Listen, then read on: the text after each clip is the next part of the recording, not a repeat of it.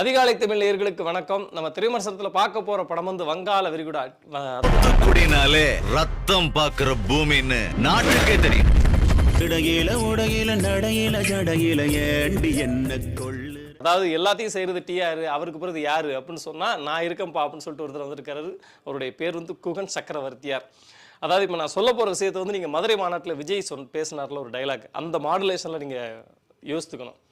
கதை குகன் சக்கரவர்த்தியார், திரைக்கதை குகன் சக்கரவர்த்தியார், வசனம் குகன் சக்கரவர்த்தியார், பாடல்கள் குகன் சக்கரவர்த்தியார், இசை குகன் சக்கரவர்த்தியார், மேக்கப் குகன் சக்கரவர்த்தியார், பேக்கப் குகன் சக்கரவர்த்தியார், எல்லாமே இந்த படத்தில் அவர் தான். ஆளினால் 21 கிராஃப்டை கையில் எடுத்து இந்த படத்தை வந்து வேலை செஞ்சிருக்காரு. ஸோ அந்த துணிச்சல், அந்த துணிச்சலும் அந்த தைரியம், அந்த போல்டான அட்டம்ப்ட்டுக்கு முதல்ல அவருக்கு ஒரு பாராட்டுகள், வாழ்த்துக்கள். ஏன்னா வைரமுத்து வந்து ஒரு வாட்டி சொல்லியிருந்தார், அதாவது பாக்கியராஜுக்கு வந்து ஒரு பெண்மையான குரல் தான் அவருடைய குரல். கண்ணாடி போட்டதான் அவருக்கு வந்து உண்மையிலே ஒரு கண்ணாடி போனப்போ தான் பார்வை கிளியரா தெரியும். அப்படியான குறைபாடை கூட தன்னுடைய படங்களில் ஒரு ப்ளஸ் ஆக்கிக்கிட்டார். அது ஒரு பெரிய திறமை. இந்த குகன் சக்கரவர்த்தியார் என்ன பண்ணியிருக்காரு அப்படிங்கிறத நம்ம பார்ப்போம். இதில் விமர்சனம் இருக்குது, அது வேற.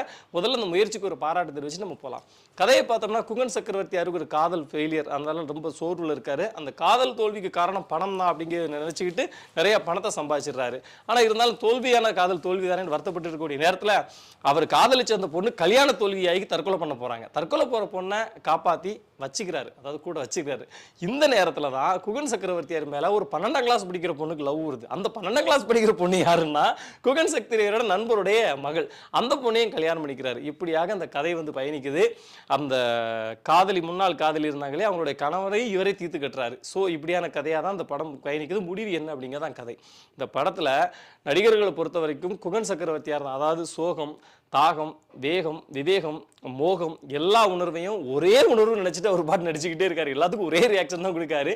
ஒரு சில இடத்துல அவர் ரசிக்க, ஒரு இடத்துல வந்து சரி பரவாயில்ல ஏதோ ட்ரை பண்ணியிருக்காருப்பா சிரிப்பா அப்படின்னு சொல்லி நம்மளை சிரிக்க வச்சிடறாரு. அந்த இடத்துல தான் இவர் வந்து இந்த பார்டர்ல பாஸ் பண்றேன்னு சொல்லுவாங்கல்ல, அந்த மாதிரியான ஒரு கேட்டகரிக்கு போயிடுறாரு. படத்துல இசை பயங்கர இறைச்சல். பாடல்கள் வந்து எனக்கு வந்து, நானே ஒரு பாட்டு எழுதியிருக்கேன், போலீஸ்காரனை கட்டிக்கிட்டா லத்திய வச்சு அடிப்பான்னு. ரொம்ப சர்ச்சைக்குரிய பாடல், ரொம்ப பாட்டுன்னு எனக்கே வருத்தமாக இருக்கும்.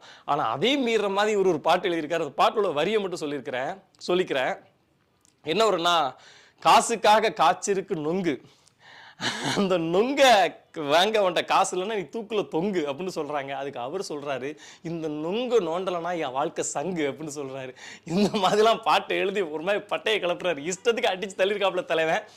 நிறைய இடத்துல ரசிக்க மாதிரியா இருந்துச்சு. விமர்சனமா அந்த படத்துல நம்ம என்ன சொல்ல வேண்டியிருக்குன்னா, பத்திரிகையாளர் RS கார்த்தி வந்து அவருடைய விமர்சனத்தில் குறிப்பிட்டதை நான் அப்படி காப்பி அடிச்சுக்கிற அந்த இடத்துல, ஒரு 12ஆம் கிளாஸ் படிக்கக்கூடிய ஒரு மாணவி வந்து இவர் கிட்டத்தட்ட ஒரு அப்பா வயசு ஸ்தானத்தில் இருக்கிறார். ஏன்னா நண்பருடைய மகள் தான். கல்யாணம் பண்ணக்கூடிய ஸ்டேஜ் வர்றதா இருக்கட்டும், அவங்க 2 பேரும் முதலிரவில் கட்டி புரண்டு ஒரு மாதிரி ரொமான்ஸ் பண்றதா இருக்கட்டும், நமக்கு பார்க்கவே ரொம்ப ஒரு மாதிரி அவசனா இருந்துச்சு. அதை கண்டிப்பா இவர் அவாய்ட் பண்ணிருக்கலாம். ஏன்னா ஒரு 40 வயது மேற்பட்ட ஒரு ஆண்கள் வந்து ஒரு 12 வயது படிக்கிற பொண்ணை மகளா தான் பார்க்கணும். அதான் சமூகத்துக்கு நல்லது. இந்த படத்தை பார்த்துட்டு ஒருத்தன் நம்மளுக்கு சின்ன பொண்ணு கூட ரொமான்ஸ் பண்ணலாமா அப்படின்னு நினைச்சா அது சமூகத்துக்கு ஒரு பெரிய தீங்கா விளையும். அதை அவாய்ட் பண்ணிருக்கணும் இயக்குனர். அந்த இடத்துல நம்ம வந்து ஒரு சின்ன கண்டனத்தை தெரிவிச்சுக்கிறோம். அதே நேரத்தில் அடுத்தவருடைய மனைவியை மாற்றாண்டோடு மல்லிகைக்கு வாசம் உண்டு என்றாலும் அதுக்கு ஒரு எல்லை இருக்கு. வைரமுத்து தான் மறுபடியும் சொல்ல வேண்டியிருக்கு. என்ன சொல்லுவார்னா, 40 வயதில் ஒருவனுக்கு காதல் வரும், புன்னகையோடு நிறுத்திக் கொள்ள வேண்டும், புடவையை தொட்டு விடக்கூடாது அப்படின்னு சொல்லுவார். அந்த மாதிரி அதையும் ஒரு எல்லை மீறி பேரக்கூடாது. ஒரு மெயின் கதாநாயகன் வந்து அறத்தை விட்டு நழுவவே கூடாது. அப்படி நழுவினாலும் கூட புதிய பாதை நம்ம பார்த்திபன் பாதி கடைசியில் திருந்தி ஒரு நல்லது போதிச்சிருந்தோம். இதில் அப்படியான வாய்ப்பே இல்லாத மாதிரியான ஒரு சூழல் இருக்கிறதுனால எந்த இடத்துலையும் இந்த படத்தை வந்து பெருசாக கொண்டாட முடியல. இது ஒரு ஸ்பூப் மூவி அப்படின்னு நம்பி நீங்கள் போனீங்கன்னா ஓரளவு உங்களுக்கு ஒர்க் அவுட் ஆகலாம். நன்றி, வணக்கம்.